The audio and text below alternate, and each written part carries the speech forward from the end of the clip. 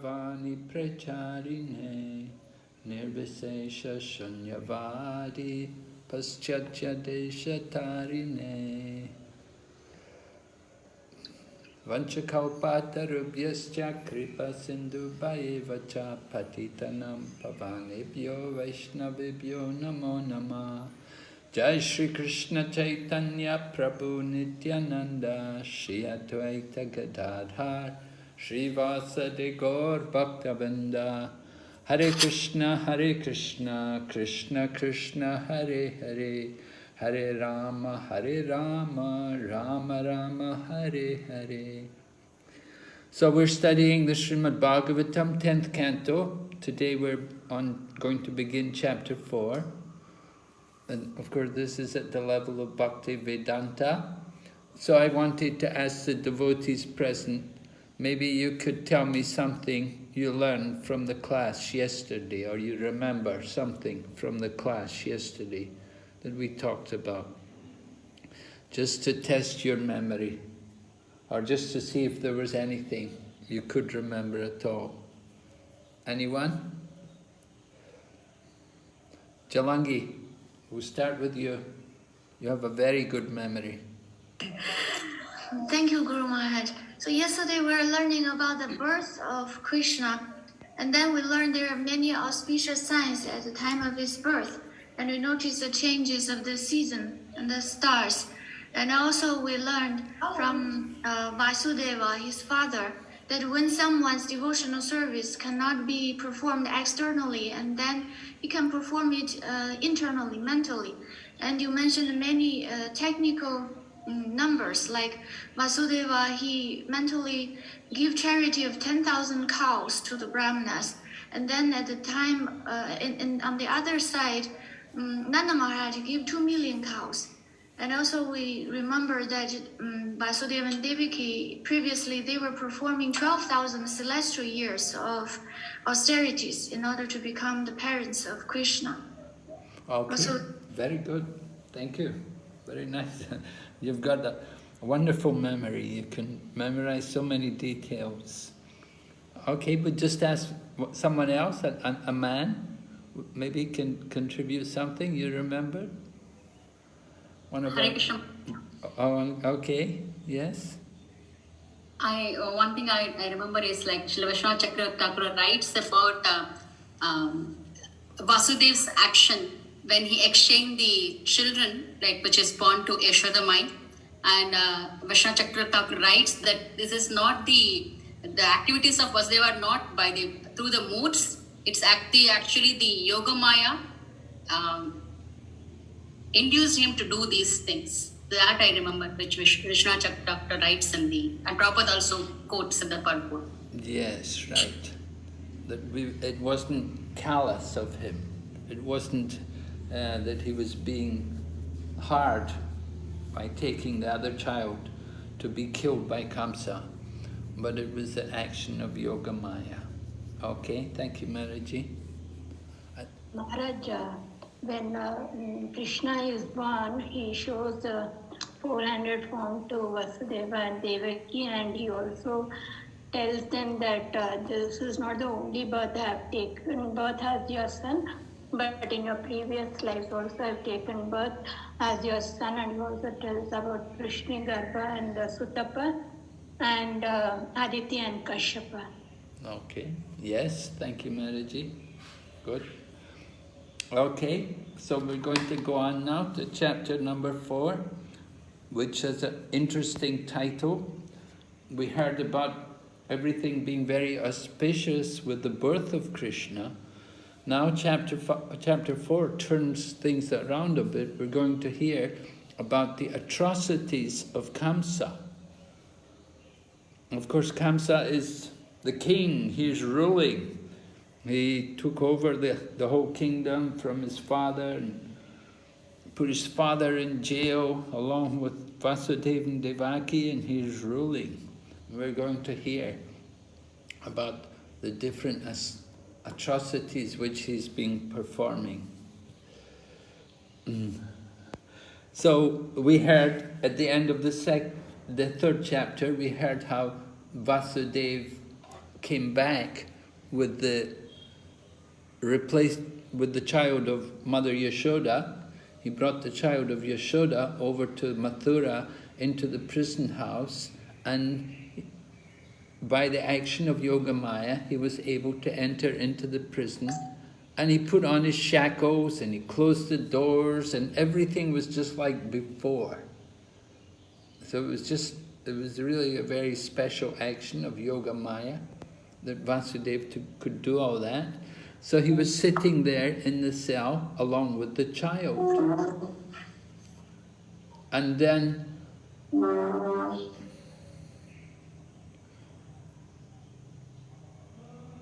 he was sitting with the child, and then the child makes its first sound, the crying of the newborn baby.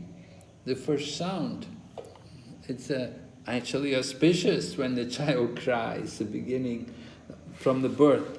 The child begins to cry. So it's a sign there's life there, the child is healthy. But when the child made a sound, then the guards woke up.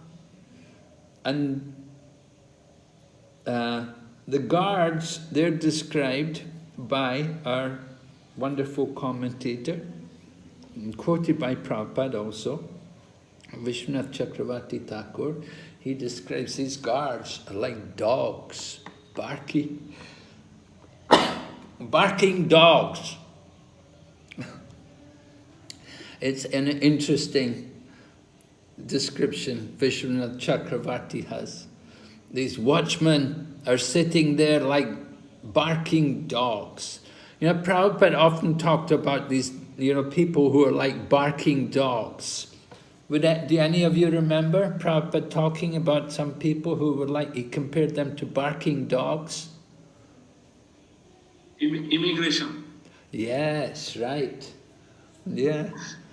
When you travel, you get that experience. My goodness, it's not only immigration, airline officials can be also very nasty, Especially if they see you, you're dressed like a devotee. They really, Anyway, these kind of people that Prabhupada spoke about, the immigration officers, where are you coming from? Why are you coming here? How long you want to stay here? Just like the barking dogs. I also remember an interesting thing which I read in the Srimad Bhagavatam, where Prabhupada talks about how after you graduate from college and then you have to find a job. Have you had that experience? You go to college and you get your degree, and while you're at college you're really thinking, when I get my degree I'll really have it made, I'm going to get a job and I'll make a lot of money and everything will be so good. And it's really not like that at all. Actually, you go to study at university, you get your degree, but then you have to get a job, and you have to go like a dog practically, and you have to beg them, my dear sir, please give me a job, I will be a good dog. Just like the dog needs its master. So you have to go and beg to all these big bosses that, you please employ me and I will be your dog. And sometimes, I had the experience sometimes when I would go, I would do life membership sometimes and go to different people's offices, not only in India, but other places like Hong Kong, different places, and go to people's offices and try to meet them and invite them, In those days, in the early years of our movement, life membership was quite helpful to support this society. We didn't have much of a congregation, and we tried to enroll people as life members. But you go to try to meet someone, and it's a similar experience, They have their secretary outside, and, you have to get past the secretary to get into the office of the man.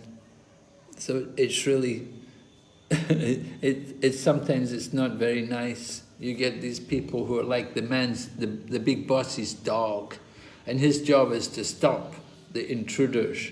Don't let these Hare Krishnas come in to disturb me. We have to do work. We're here to work. We don't have time to listen to these Hare Krishna.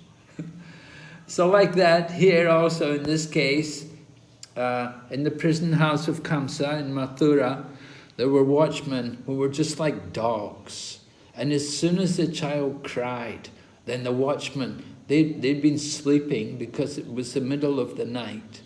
And like that, watchmen, you know, they usually sleep in the night. It's a good job. Some devotees, they do that job, a watchman.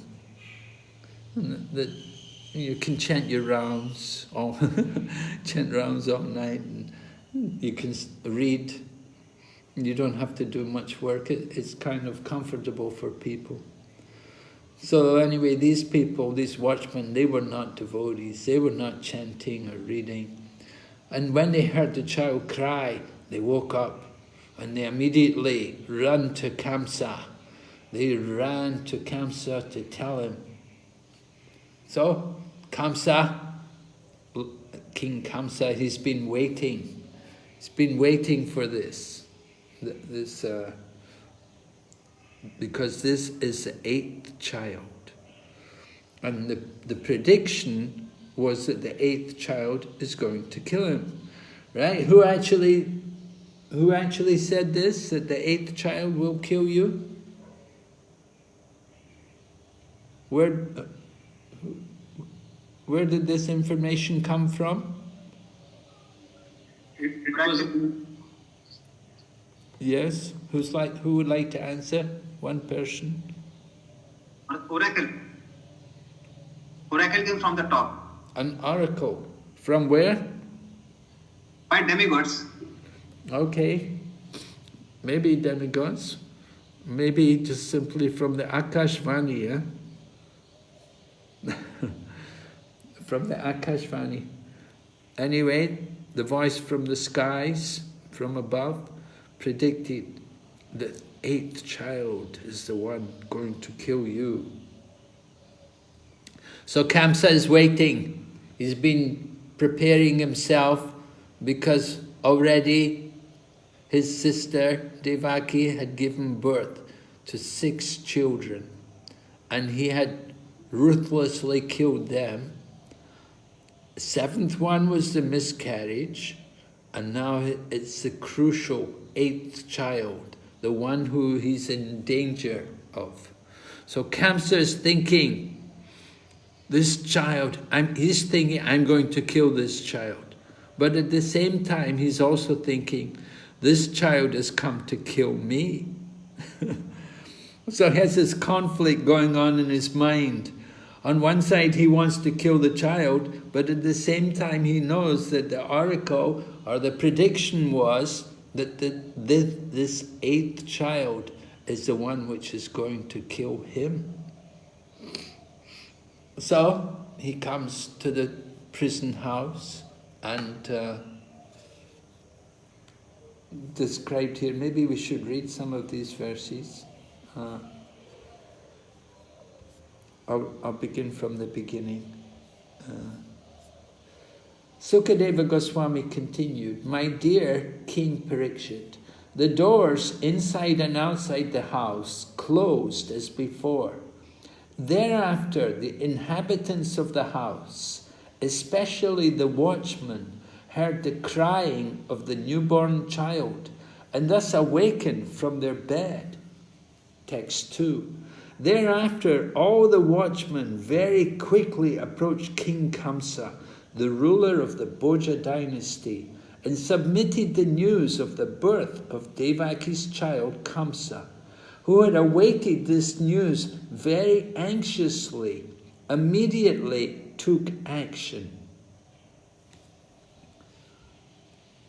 Text 3. Kamsa immediately got up from bed, thinking, here is Kala, the supreme time factor, which has taken birth to kill me.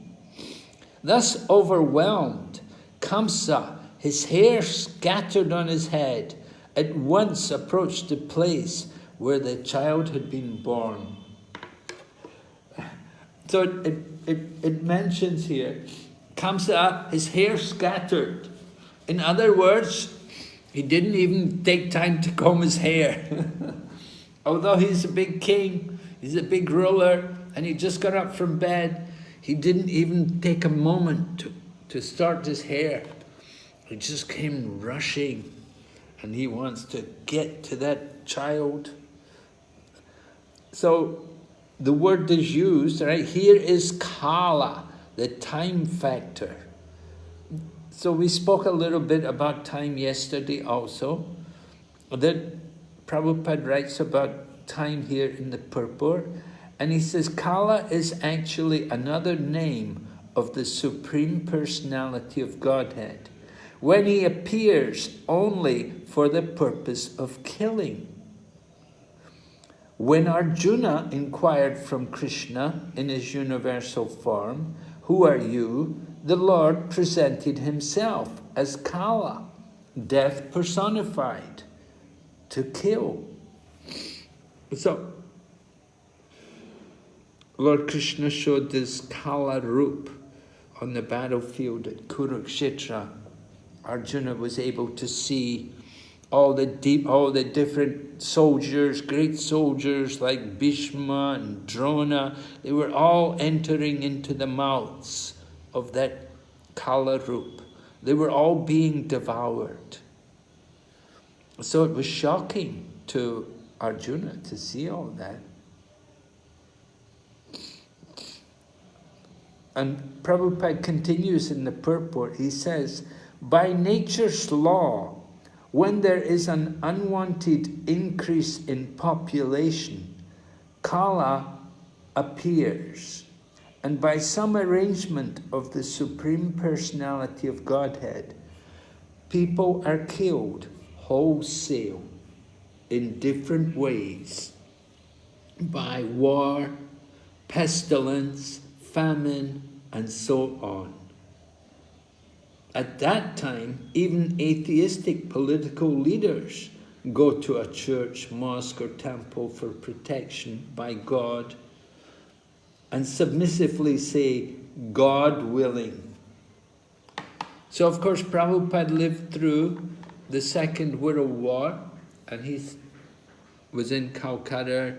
He told us how sometimes there would be bombing in Calcutta, and he would hide under the table, sit under the table, wait for the bombing to finish. Prabhupada also describes how sometimes there will be big disasters, and Prabhupada explained, he said, Krishna is he's bringing all the people together just so wholesale killing can be done, to make it easy. Sometimes it's an airplane disaster, hundreds of people will die. We had also tsunami. When big tsunami comes, kills many people. Different wars come and many people are killed. In this way, the world population is controlled. Of course, we're having this pandemic, which is also taking lives of people. So Krishna arranges these things just to adjust the world population. So similarly,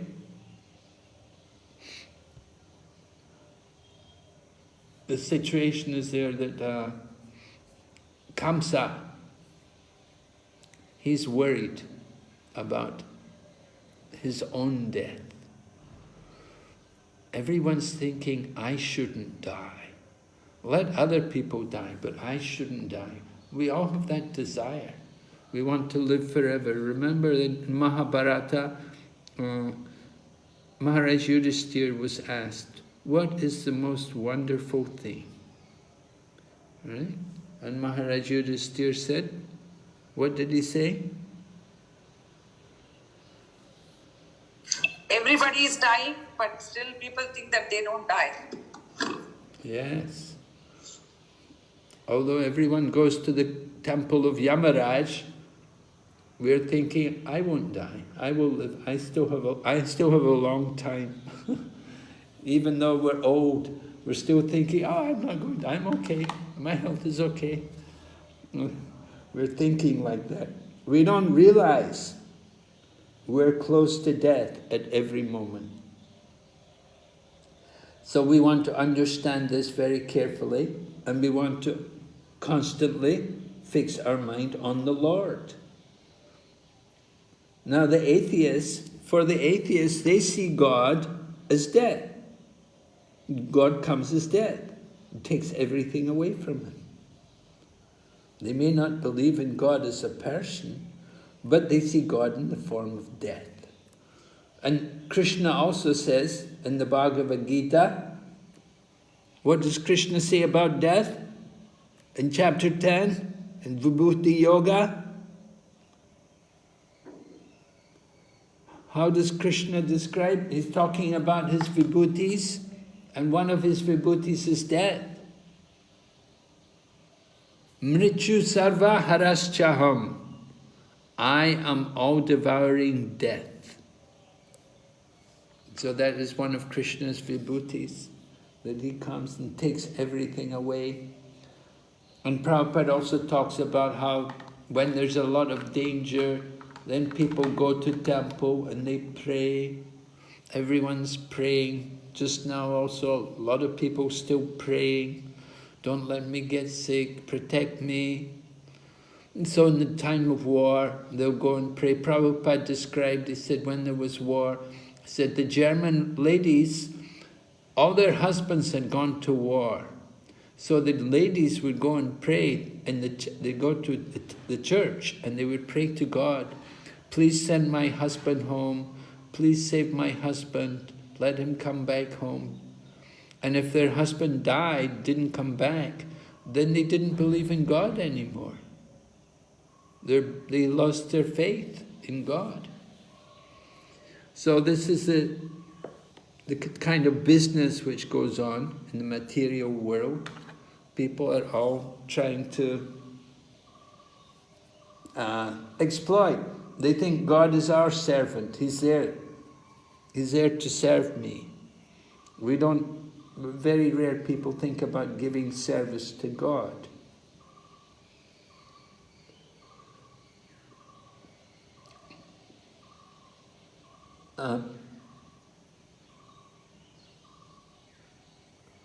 So we need to give people Krishna consciousness to save them from that kind of mentality. Okay, going ahead, text 4. Devaki, she's shocked to see Kamsa come like that. That he's come to their cell. So Devaki knows that his intention is he wants to kill the child because he's so... Yeah, if you can you mute your microphone, please? If there's a lot...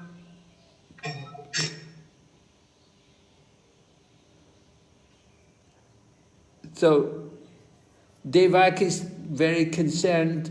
She doesn't want Kamsa to kill the child, because this is, although it's not her child, it's the child of a very good friend. Mother Yashoda was a dear friend of Devaki, and she knows this is the child of Mother Yashoda. Acharyas also tell us that she actually knew that this child is also Durga, it's also the goddess. It's not an ordinary child. So she sees her brother come, and he's ready, he wants to kill the child, but she pleads with him. Mother Devaki makes a plea, and she begs her brother that, well, first thing is, she said, it's not good to kill a woman. And we see women, there is a lot of protection, more and more protection given to women. Here in India, we see there's some very heavy punishments put on people who do any harm to ladies. So that's very good. Women should be protected. Just as we protect cows, we protect women, should protect brahmanas, should protect children, should protect old men. Right? They should all be given protection. So Devaki pleads with her brother that you don't want to kill a woman. And she makes an attempt. She said to pacify him, and she said, "This child will be your daughter-in-law." In other words, she's telling Kamsa that when you have a son, or maybe Kamsa already had sons at this point, he said, "This child can be the wife of one of your sons." So that's that was like a way of tempting Kamsa to pacify him. Kamsa may think, he could marry one of my sons. So it's also pointed out, Srila Prabhupada points out in the purport, that Devaki is very cunning. She's very clever. She's born in a family of politicians. Vasudeva is her husband. That the 8th child was going to kill Devaki, Kamsa spoke very nicely, and he was able to pacify the mind of Kamsa and save the life of his wife, Devaki. So Vasudeva was politician, and Devaki is also very clever in speaking, and she puts different propositions to Kamsa. First of all, she's saying, this child can be your son-in-law. She can be your daughter-in-law, rather. Of course, it's a girl. So that was a surprising thing for Kamsa, because he didn't think the child was going to be a girl. He was thinking it's going to be a son. But Devaki, please, it's a girl. And she'll make a nice wife for your son. However, Kamsa's not a very nice person. Prabhupada writes in the purport, demons can do anything for their personal benefit, not considering what is pious or vicious. But Devaki, on the contrary, although safe, because she has already given birth to her own son, Krishna was anxious to save the daughter of someone else. This was natural for her. So this is the thinking behind this. That Devaki's, she appears, externally she appears to be in distress. That Kamsa's coming to kill this child who she's holding in her arms. But at the same time, internally, she's very happy because she knows her son is safe. Her actual son is safe. He's already gone. He's not here. Kamsa's not going to find him. So internally, she's happy. But externally, she's distressed because she wants to protect the child of Yashoda. So she pleads with Kamsa. And she begins, in the beginning, she first of all chastises him that, she said, you've killed many babies. So she tells him like that, to his face, that you've killed many babies. So she's a little worried maybe he will get angry if she talks to him too much like this. So then she changes her pitch and she speaks in a different manner after that.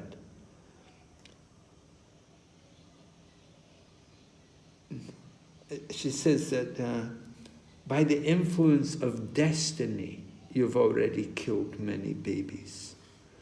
So she by talking about destiny, this way she's able to pacify the mind of Kamsa.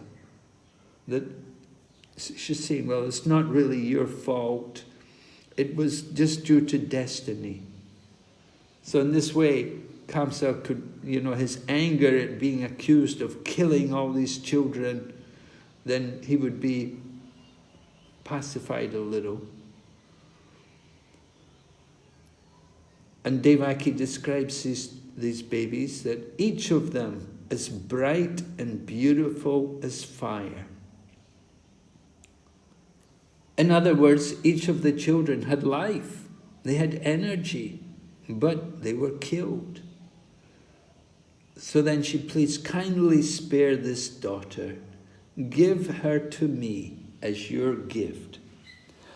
So in the purport, Prabhupada is a very nice purport, very interesting, and we hear about different ways of dealing with enemies.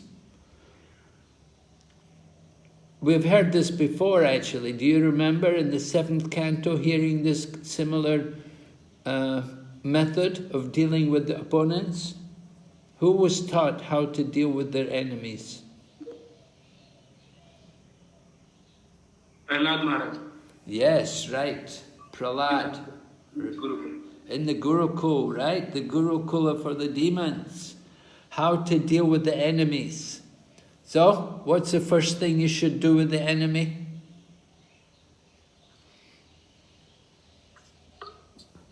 Gifts.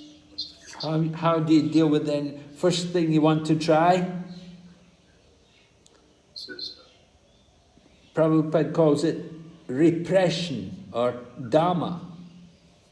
Repression, telling them, don't do that, stop it, don't do that. With dealing with children sometimes, you have to do things like that.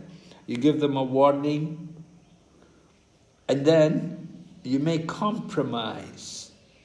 So Devaki compromised a bit, and she was saying, first of all, she accused him, you killed the children, but then she compromised it. Well, it was destiny. So compromising, that's sama. And then finally, then asking for a gift, dana. So Devaki also asked for a gift. Give me the daughter as a gift. So like that, people dealing with the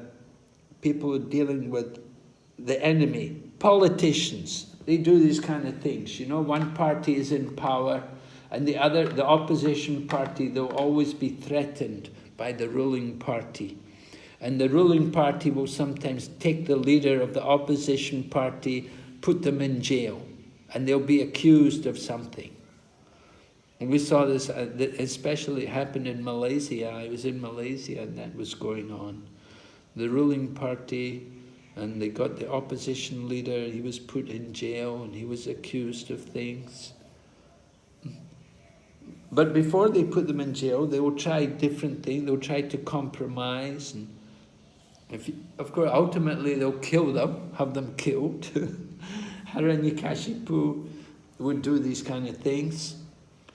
So how to deal with the enemy? This is seen. And here Devaki, because she was trained she was brought up as a Kshatriya, so she knew, Prabhupada said, she knew how to play the political game. How to play the political game. Prabhupada's very wonderful, very colorful in his writing. Okay, so Prabhupada's purport, I'll just read a little bit from it. Devaki first adopted the policy of repression by directly attacking Kamsa for having cruelly, atrociously killed her babies. Then she compromised by saying that this was not his fault. And then she begged for a gift. As we learn from the history of the Mahabharata, Greater India, the wives and daughters of the ruling class, the Kshatriyas, knew the political game, but we never find that a woman was given the post of chief executive. right? We never find that a woman is given, but nowadays we do, of course. And different part, not in America, not yet, almost happened that one woman was running for she was the main challenger, but Trump somehow got in and defeated that wife of, what was his name? I don't remember all these names, politicians. Anyway, Bill Clinton. Bill Clinton, okay, so Clinton's wife, Hillary Clinton, thank you. Yeah, so she was running, trying to get the presidency of America. In England, we had Mrs. Thatcher for many years ruling England. She was very powerful orator. And then after Thatcher, another woman came.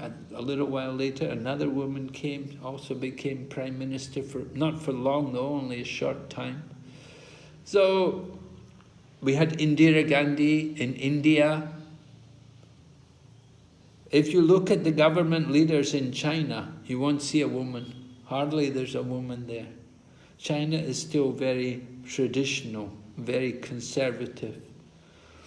And although women, of course, we see women everywhere in the world today doing everything, and women are mostly in the research centers and the postgraduate courses and so on. It's a lot of women. The women are very educated and they're very well qualified, but some places there is this feeling that women shouldn't become the state leaders. So Prabhupada mentions this here.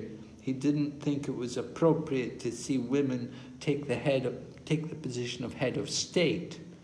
But there were in the past also, there were powerful women. Like in France, there was one woman called Joan of Arc.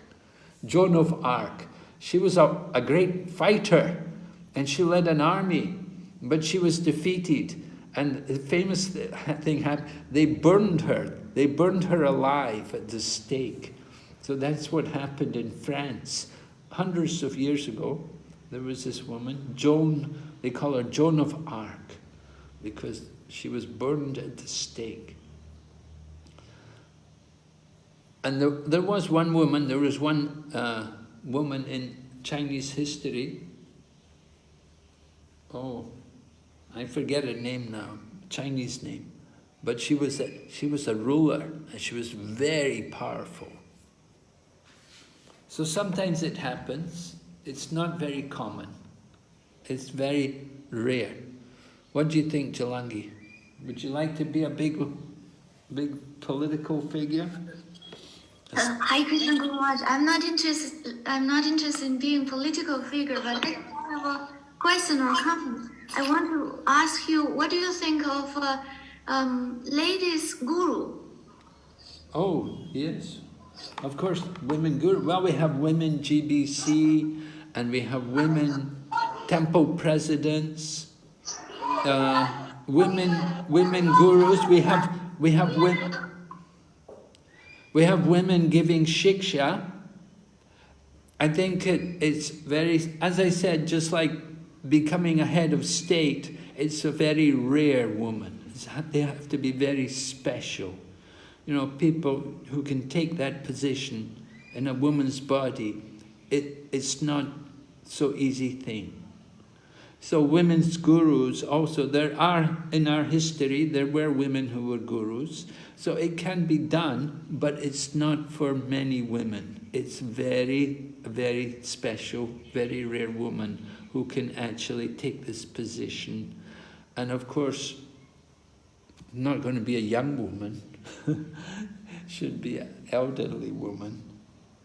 So that's my opinion about women. In Prabhupada's time, Prabhupada didn't put any women on the GBC. But after Prabhupada's departure, we do have some ladies on the GBC, and they do a lot of service.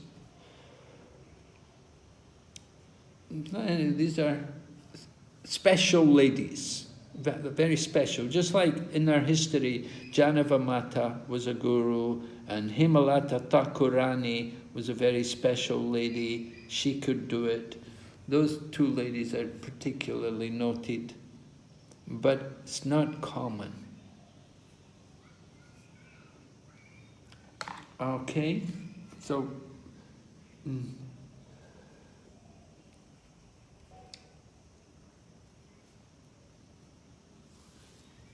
so Devaki is speaking to Kamsa, and she's trying to pacify the mind of Kamsa, and she's asked him, let me have this child as a gift.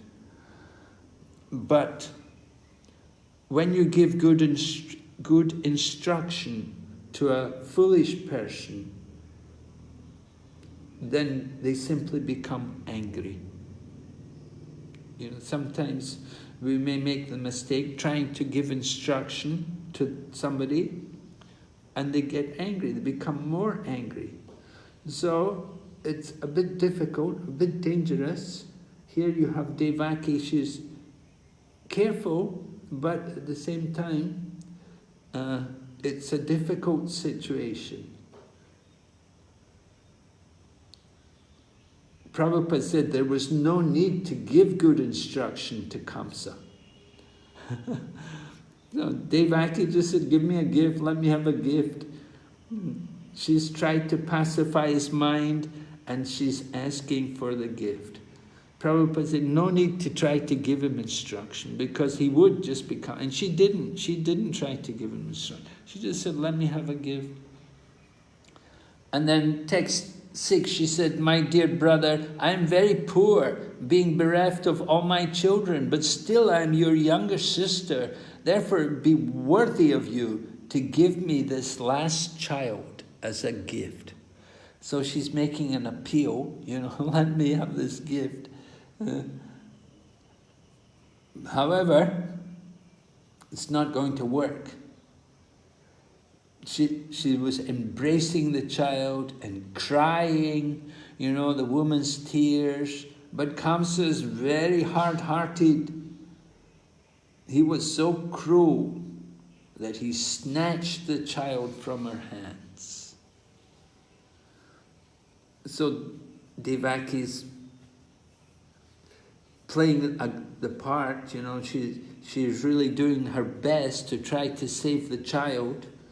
Her crying, her pleading. Any man who is a little soft-hearted or sentimental, they'll be overwhelmed. Oh, okay, all right, let her keep the child, it's a giro. Because the giro is not going to harm, not going to do any harm to Kamsa. Why should Kamsa be worried about a giro? But Kamsa's not thinking like that. Kamsa's he's thinking, Devaki, I thought you were trying to help me. I thought you were my supporter. You're my sister. You should think about my life. This child is born to kill me, and you're telling me not to kill it? But this child's taken birth to kill me. Kamsa's thinking like that. He's thinking, what kind of sister are you? You don't have my interests at heart? This is how Kamsa's thinking. Very hard-hearted. And so he grabs the child from Devaki's hands, and then he tries to dash the child against the surface of a stone. It's described having uprooted all relationships with his sister because of intense selfishness. Kamsa, who was sitting on his knees, grasped the newborn child by the legs, tried to dash her against the surface of a stone. And then what happens?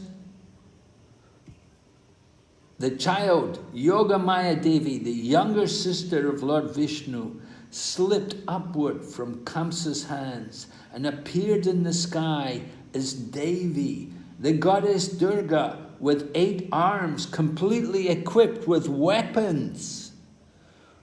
Oh, wow, powerful, 8 arms, all with weapons.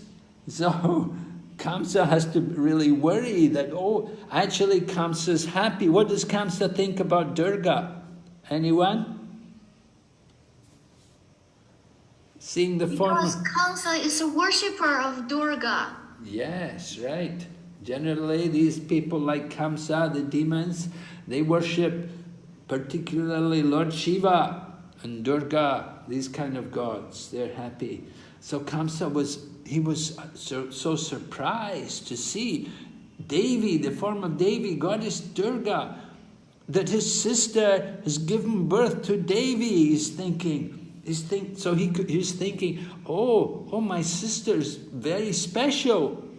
Previously he was thinking she's just an ordinary woman, but now he sees that she's given birth to Devi. He's thinking that, oh, my sister's really special, that she could give birth to such a child, that Devi has come as her own child. So he's very impressed. And then what does the goddess say? What does she say to Kamsa? The goddess speaks to Kamsa. Text 12 says, "O Kamsa, you fool, what will be the use of killing me, the Supreme Personality of Godhead, who has been your enemy from the very beginning, and who will certainly kill you, has already taken his birth somewhere else. Therefore, do not unnecessarily kill other children." So, this is powerful. How does Kamsa respond to this then after hearing Devi speak like this? What's he going to do? Initially, Kamsa is going to repent.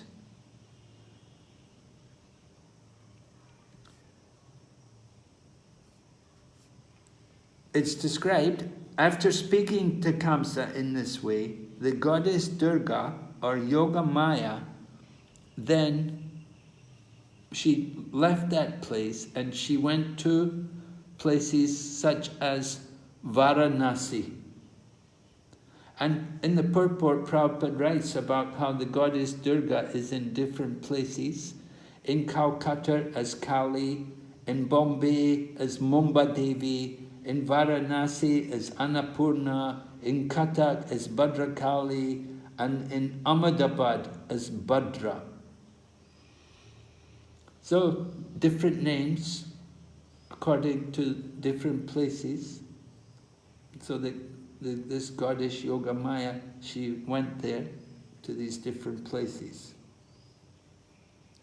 where she could be worshipped by all these Shaktas, right? The Shaktas who worship the energy of the Lord. They don't worship the energetic, they worship the energy. The Shaktas are called Shaktas. Different from the Vaishnavas. So Yoga Maya. Hare Krishna Maharaj. Yes? Maharaj, may I ask a question? Yeah, please. Maharaj, when we were studying the first week, unit 15, at that time we were discussing the identity of Subhadra Devi and Ashtabhuja Devi, and the discussion led to a conclusion that Subhadra Devi is Yoga Maya and Ashtabhuja Devi is Bhadra, no? Subhadra and Bhadra. And Bhadra is Mahamaya. Yes. But here it seems to be different, so I was wondering. Why? Why do you think different? It's Mahamaya is putting everybody in illusion and keeping them in material world. Yeah. Yoga Maya is one who's helping Krishna's pastime in spiritual world.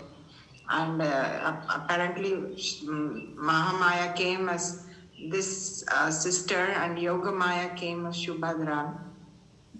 Bhadra and Subhadra, two sisters. Yes, Yoga Maya comes as... Well, there's no mention of Subhadra. They don't mention Subhadra. anywhere. They're only talking about there's other names, but there's no mention of Subhadra. Subhadra is Yogamaya. But here, the particular Yogamaya, you see, Yogamaya and Mahamaya are, just like in Bhagavad Gita, Krishna also said, Yogamaya samavritam. I am never manifest to foolish and unintelligent. For them I am covered by my eternal creative potency, Yogamaya. So that Yogamaya is actually Mahamaya. Mahamaya is a division of Yogamaya.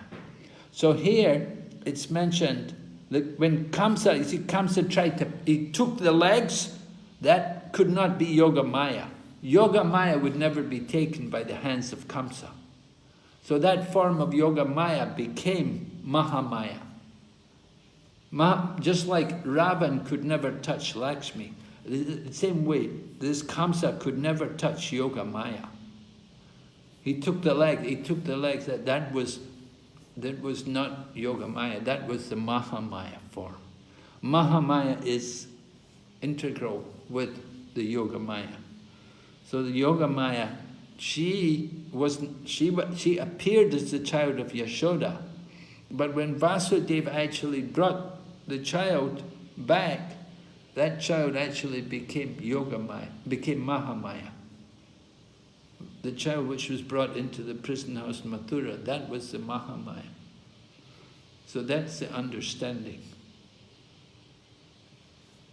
Is it clear? Yes, Maharaj, thank you. There's an article, you can read it. I can forward you to, I'll give it to the host, and you can give it to all the devotees. There's an article about the origin about Subhadra, discussing about who is actually Subhadra, and it's explained. Maybe you'd like to read that, huh? Okay, so I'll forward that to our host, and he can offer it. Anybody wants to read it, you can read it. It's an article written by one of my godbrothers.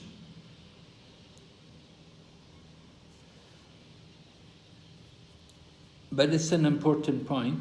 Thank you, Maraji, for bringing it up.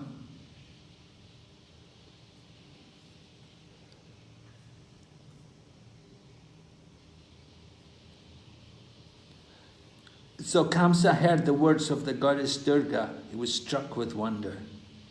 So then he approached his sister Devaki and brother-in-law and released them from their shackles. And now he's really repentant. He's very humble. He's changed. Under the circumstances, Kamsa, struck with wonder, wanted to compensate for his atrocities against his sister Devaki. Certainly he knew he'd done a lot of atrocities. We could imagine 6 children all being killed by the brother. And then also keeping the husband and wife in prison all this time. So they'd been in prison like maybe 6 years, 7 years, 8 years maybe, because 8th child, right? And they were in prison each time. So they must have been there in prison, held in prison maybe 8 years. So they're suffering so much. And now Kamsa's coming, and he's apologizing. And he's saying, yeah, he said, oh, alas, my sister, alas, my brother-in-law, I am indeed so sinful that exactly like a man-eater who eats his own children, I have killed so many sons born of you. Killed so many sons. And then Prabhupada writes in the purport, at the present moment in Kali Yuga, Rakshasa fathers and mothers are killing their own children in the womb. And some are even eating the fetus with great relish. Thus the so-called civilization is gradually advancing by producing rakshasas. This is, of course, well known to all of us, the unfortunate condition of the world, how inauspicious the planet has become. And we do get people come to Krishna consciousness all over the world. And often the women will say, you know, they've had abortions. Not once, but several times. Several times they go through this. And of course some ladies it becomes more apparent to them that this is not correct. But initially, sometimes just due to ignorance, just due to impulsiveness, or they just lack the desire to take responsibility. They don't want children, but they want sense gratification. So it's not just the fault of women, it's the fault of men also. So this is the condition in the world. We cannot do much about it, but preach. We try to preach, we try to let people know. So Kamsa admits his condition. He said, being merciless and cruel, I have forsaken all my relatives and friends. Therefore, like a person who has killed a Brahmana, I do not know to which planet I shall go, either after death or while breathing. You know, the killer of a Brahmana, right? Yani kani chapapani brahmahajya. That's very sinful. You kill a Brahmana, kill a cow or kill a Brahmana. And here's Kamsa, he's admitting, I don't know where I'm going to go. I'm so sinful, there's no place. There's no place I could go. This is his condition, and he's admitting like that. But he's a politician also, he's a Kshatriya, so he's trying to excuse himself a little bit. He goes on in text 17, alas, not only human beings, but sometimes even providence lies. And I am so sinful that I believed the omen of providence and killed so many of my sister's children. So, what was it? Did providence actually lie? No. It's going to happen, right? The child who is going to kill him has already taken birth. But Devi said, he's taken birth some other place. And he didn't think that Devaki could give birth to because he didn't know that child was not Devaki's child. Kamsa thought this daughter was Devaki's child. So he thought providence had lied because he thought the 8th child was Durga, and Durga's not going to kill him. So he's thinking providence was wrong. Providence told a lie. So this is Kamsa's thinking.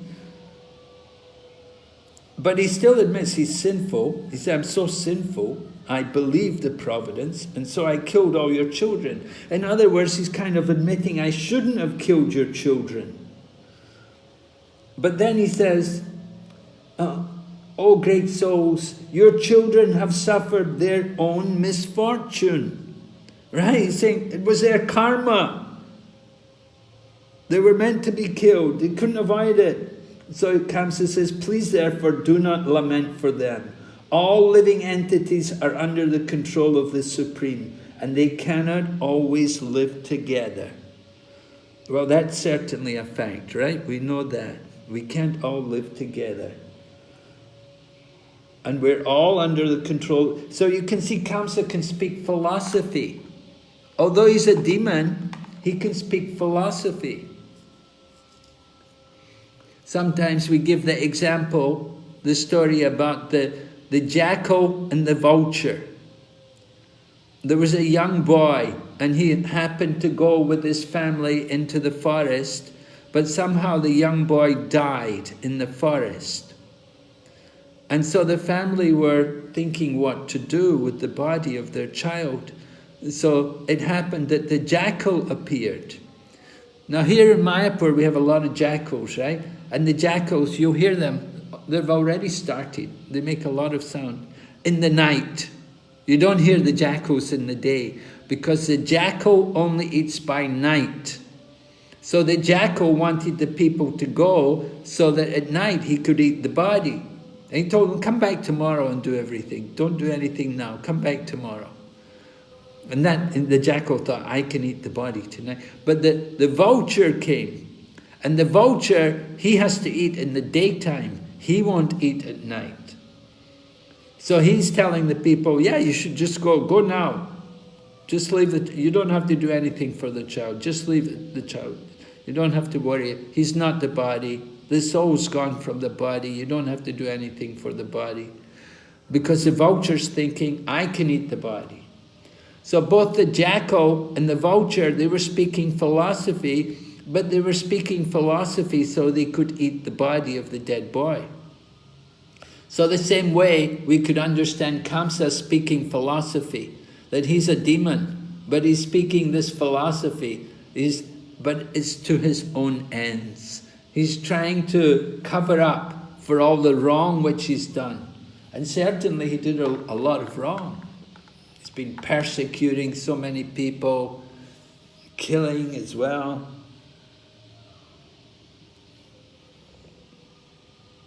And then Kamsa continues. He gives an example, text number 19. In this world we can see pots, dolls, other products of the earth appear, break and then disappear, mix with the earth.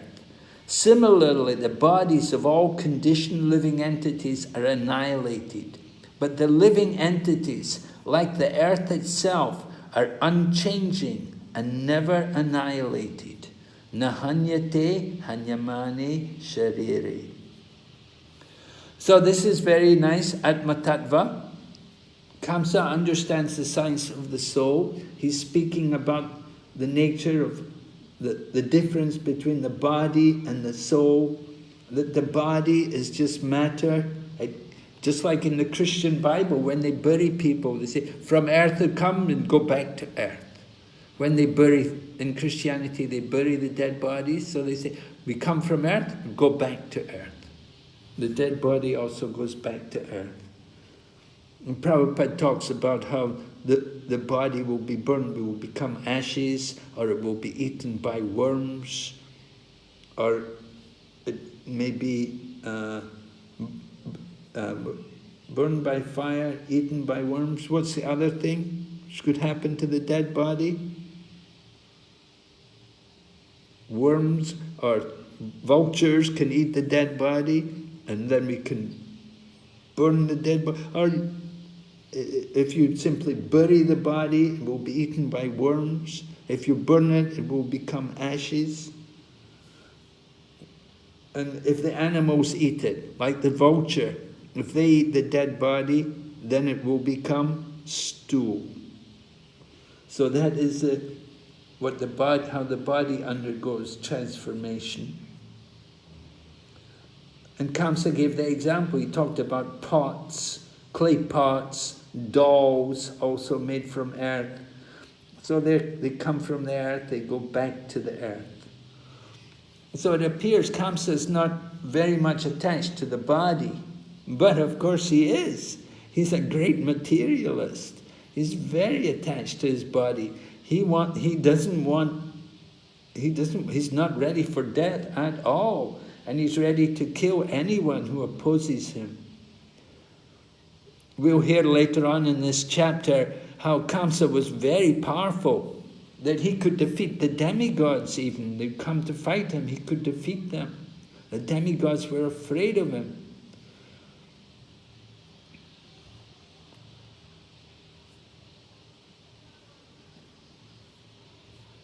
So Kamsa speaks more, text number 20. One who does not understand the constitutional position of the body and soul becomes too attached to the bodily concept of life. Consequently, because of attachment to the body and its byproducts, he feels affected by union with and separation from his family, society and nation. As long as this continues, one continues his material life. Otherwise, one is liberated. So, Kamsa is speaking our philosophy, the knowledge of the soul.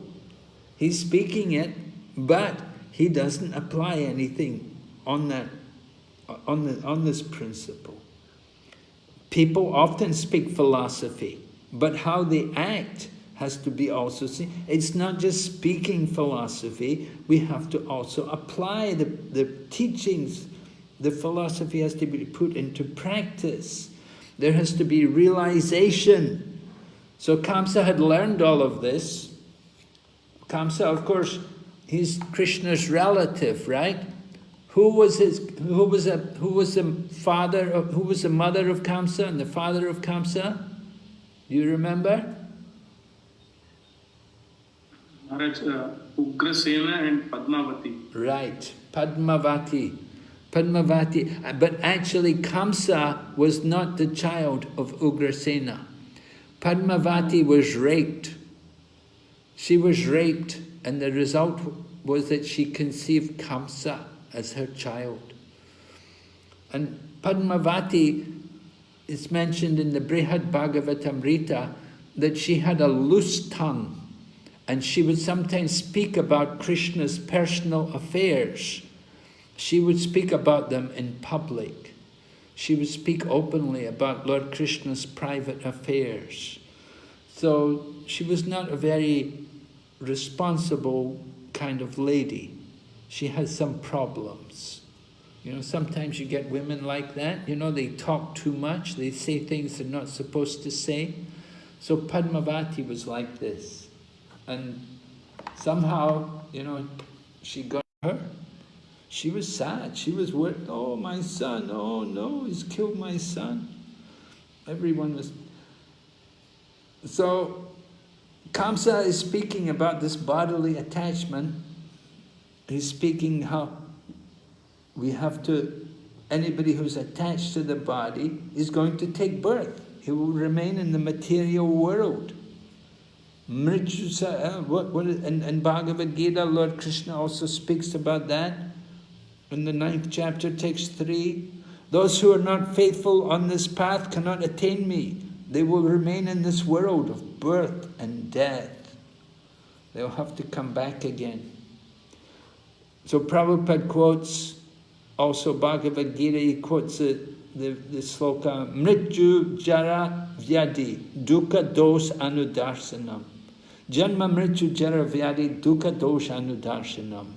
Right? We should be aware of the miseries of birth and death. We should understand these principles. At the same time, we shouldn't be overly attached to the body, but natural affection is going to be there. We have to understand the nature of material life.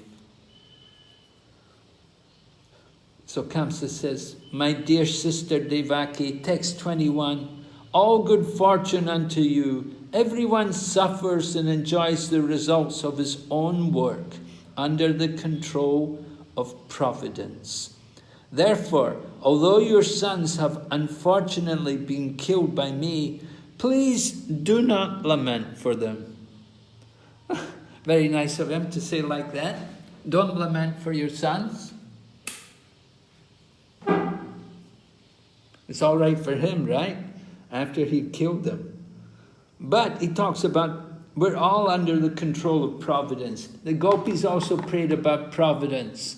The gopis in their prayers, they say, oh providence, you are so cruel. Because they blame providence for taking Krishna away from them. So here also Kamsa is talking about providence. We're all under the control of providence. We cannot control these things. Destiny, it's going to happen.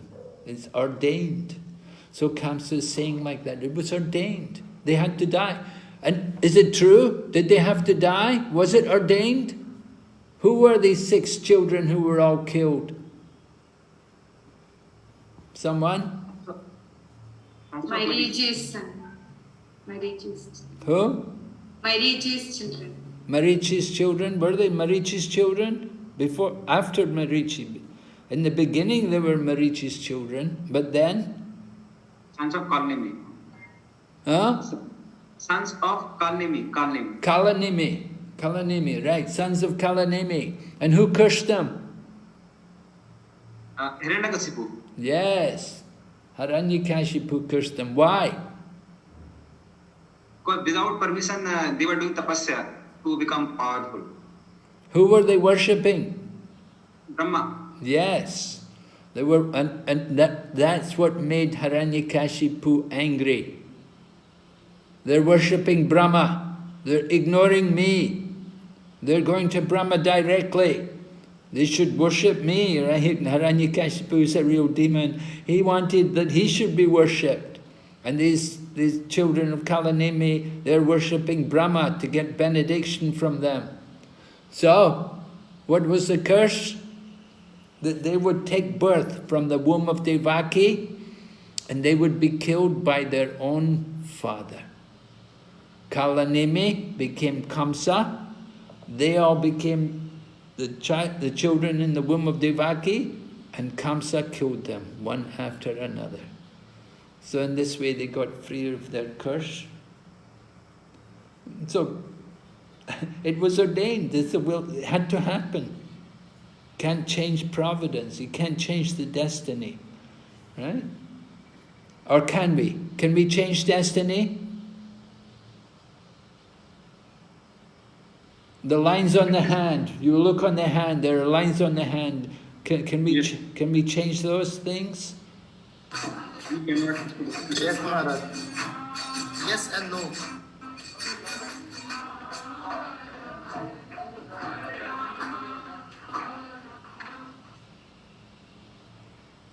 Yes and no, Prabhu, you say? Yes?